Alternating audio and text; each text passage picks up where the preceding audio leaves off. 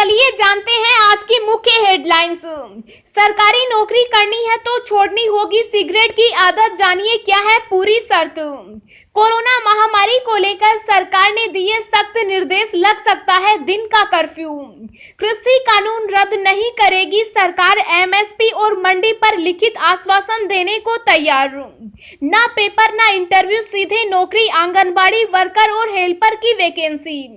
8वीं 10वीं पास करें आवेदन। राम मंदिर के लिए नींव खुदाई में मिला भुरभुरा बालू, रिसर्च में लगी टीमें। व्हाट्सएप ने कहा नई शर्तें मंजूर करो वरना अकाउंट डिलीट कर दो। सरकारी कर्मचारियों के लिए खुशखबरी, महंगाई भत्ते में भारी बढ़ोतरी। जी हां दोस्तों, और भी बहुत बड़ी काम की खबरें निकल कर आ रही है, इसलिए वीडियो को लास्ट तक जरूर देखना। तो चलिए जानते हैं एक एक करके तमाम बड़ी खबरों को। पर इससे पहले अभी तक आपने इस वीडियो को लाइक नहीं किया तो लाइक कर दीजिए। तो चलिए वीडियो स्टार्ट करते हैं। झारखंड में सरकारी नौकरी करनी है तो छोड़नी होगी सिगरेट की आदत, जानिए क्या है पूरी शर्तें। जी हां, झारखंड सरकार ने सरकारी नौकरी के लिए प्रतिभागियों के सामने एक रोचक और अनोखी शर्त रखी। दरअसल राज्य सरकार ने कहा कि सरकारी नौकरी के इच्छुक सभी प्रतिभागियों को एक अल्फनामा देना होगा, जिसमें लिखा होगा कि प्रतिभागी टोबैको प्रोडक्ट का सेवन नहीं करते या भविष्य में इसका सेवन नहीं करेंगे। अगले साल 1 अप्रैल से इस नए नियम को झारखंड में लागू कर दिया जाएगा। यह नियम उन्हीं प्रतिभागियों के लिए होगा जो झारखंड सरकार के किसी विभाग में नौकरी के लिए आवेदन कर रहे हैं।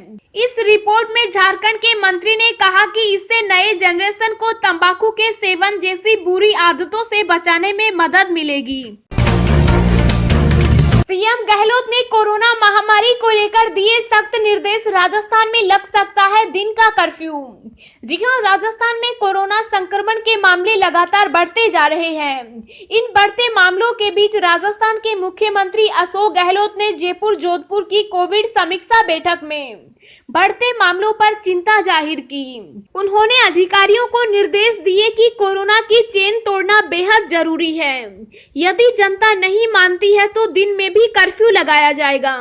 ऐसे में यदि लोग मास्क नहीं पहनेंगे, सोशल डिस्टेंसिंग की पालना नहीं करेंगे तो दिन के कर्फ्यू का भी उन्हें सामना करना पड़ेगा। साथ ही सीएम ने हेल्थ प्रोटोकॉल का उल्लंघन करने वालों से सख्ती से निपटने की बात कही। इसके साथ ही सीएम गहलोत ने खांसी, जुकाम, बुखार के संदिग्ध लक्षणों वाले लोगों की अनिवार्य रूप से घर घर जाकर स्क्रीनिंग करने के निर्देश दिए। कृषि कानून रद्द नहीं करेगी सरकार, एमएसपी और मंडी पर लिखित आश्वासन देने को तैयार। जी हां, कृषि कानूनों का विरोध कर रहे किसानों और सरकार के बीच 5वें दौर की वार्ता जारी है। बैठक विज्ञान भवन में दोपहर करीब 2 बजे शुरू हुई है। बैठक में 40 किसान संगठनों के प्रतिनिधि और सरकार के मंत्रियों के बीच चर्चा हो रही है।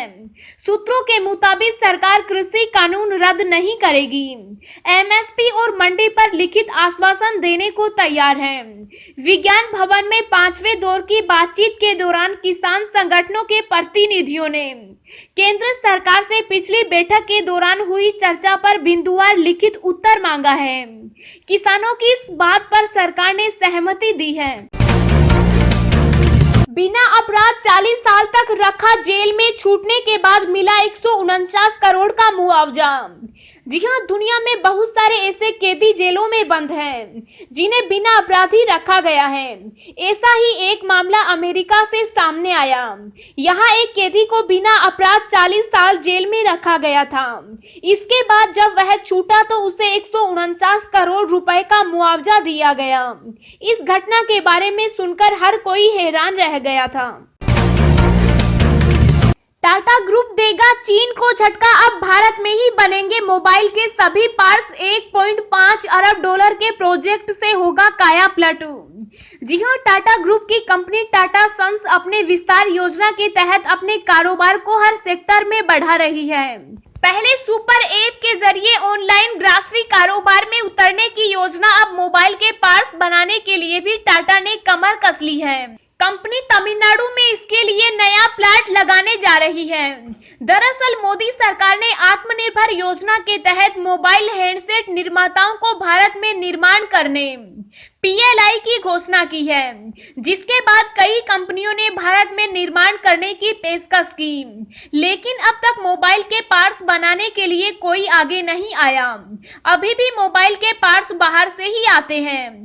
टाटा की इस योजना के बाद भारत में इसका कारोबार तो बढ़ेगा ही, साथ ही चीन को भी तगड़ा झटका लगेगा। अभी बहुत बड़ी मात्रा में चीन से ही मोबाइल के पार्ट्स भारत में आते हैं। दोस्तों, अगली खबर जानने से पहले आपसे एक रिक्वेस्ट है कि इस वीडियो को बनाने में मुझे बहुत ज्यादा मेहनत लगती है, तो इस मेहनत के लिए वीडियो को एक छोटा सा लाइक जरूर करें। कोरोना वैक्सीन लेने के बाद भी हरियाणा के मंत्री अनिल विज संक्रमित, भारत बायोटेक ने दी सफाई। जी हां, हरियाणा के मंत्री अनिल विज कोरोना संक्रमित हो गए। यह जानकारी उन्होंने अपने ट्विटर अकाउंट से दी है। सबसे बड़ी बात यह है कि उन्हें नवंबर में ही कोरोना के देसी टीके कोवैक्सीन के ट्रायल के दौरान टीका लगाया गया था। अनिल विज ने अपने ट्वीट में जानकारी दी है कि वह कोरोना से संक्रमित हो गए। तेजस्वी यादव का सीएम नीतीश को सीधा चैलेंज, जा रहा हूं, रोक सको तो रोक लीजिए। जी हां, तेजस्वी यादव ने किसान आंदोलन का समर्थन किया है। किसान आंदोलन के समर्थन में पटना के गांधी मैदान में होने वाले धरने पर रोक लगा दी है। प्रशासन का साफ कहना है कि गांधी मैदान धरना स्थल नहीं है, इसलिए यह कार्रवाई की गई। अब तेजस्वी यादव ने भी सीधे सीएम नीतीश कुमार को चुनौती देते हुए वहां जाने का ऐलान कर दिया। उन्होंने ट्वीट किया कि रोक सको तो रोक लीजिए। व्हाट्सएप ने कहा, नई शर्तें मंजूर करो वरना अकाउंट डिलीट कर दो। जी हां, यदि आपको व्हाट्सएप इस्तेमाल करना है तो आपको उसकी सेवा शर्तें को पूरी तरह से स्वीकार करना होगा। व्हाट्सएप की नई सेवा शर्तें 8 फरवरी 2021 से लागू हो रही है, जिसमें कहा गया है कि यदि आपको व्हाट्सएप की सेवा शर्तें मंजूर नहीं है तो आप अपने व्हाट्सएप अकाउंट को डिलीट कर सकते हैं। अब कार्ड से बिना पासवर्ड डाले 5,000 रुपए तक कर पाएंगे पेमेंट, 1 जनवरी से लागू होगा नियम। जी हां, reserve bank of India contactless payment को प्रमोट करने के लिए एक बड़ा फैसला करने जा रहा है। RBI ने कॉन्टैक्टलेस पेमेंट की लिमिट 2,000 से बढ़ाकर 5,000 रुपए करने का प्रस्ताव रखा, यानी अब आप बिना पासवर्ड डाले पेमेंट कर सकते हैं। रिजर्व बैंक डिजिटल पेमेंट में तेजी लाने के लिए लगातार प्रयास कर रहा है। नया नियम 1 जनवरी 2021 से लागू किया जाएगा। रिजर्व बैंक का कहना है कि कोरोना काल में कॉन्टैक्टलेस पेमेंट बहुत अहम है, इससे पेमेंट सुरक्षित भी रहता है। वैक्सीन के आने से पहले WHO ने दी खुशखबरी, कहा अब कोरोना के खत्म होने के सपने देखना शुरू कर सकते हैं। जी हां, कोरोना काल में जहां लोगों में डर का माहौल है, वहीं कोविड-19 वैक्सीन अभी अंतिम चरण में है। भारत में भी ऐसी उम्मीद की जा रही है कि वैक्सीन को अगले कुछ हफ्तों में इस्तेमाल की इमरजेंसी इजाजत दी जा सकती है। भारत में भी ऐसी उम्मीद की जा रही है कि वैक्सीन को अगले कुछ हफ्तों में इस्तेमाल की इमरजेंसी इजाजत दी जा सकती है। ऐसे में सवाल उठ रहा है कि क्या कोरोना वैक्सीन के आने के बाद कोरोना महामारी का खतरा खत्म हो जाएगा। इसी बीच WHO के महानिदेशक डॉक्टर टेड्रोस ने राहत भरी खबर दी है। उन्होंने कहा कि कोरोना वायरस के सफल परीक्षणों को देखते हुए अब हम इस महामारी के जल्द खत्म होने के सपने देखना शुरू कर सकते हैं। उन्होंने कहा कि महामारी ने मानवता का महान और सबसे खराब रूप भी दिखाया है। सरकार का बड़ा फैसला, इस राज्य में 31 मार्च तक सभी स्कूल रहेंगे बंद। जी हां, मुख्यमंत्री शिवराज सिंह चौहान ने कहा कि कोविड के चलते प्रदेश में पहली से 8वीं तक की क्लासेज 31 मार्च तक बंद रहेंगी। स्कूल बंद रखने का आदेश MP बोर्ड और CBSE के सभी स्कूलों पर लागू होगा, इसमें प्राइवेट भी शामिल है। यह भी कहा कि MP बोर्ड से संबंध 5वीं और 8वीं की बोर्ड परीक्षाएं भी नहीं होंगी। आगामी शैक्षणिक सत्र 1 अप्रैल 2021 से शुरू होगा।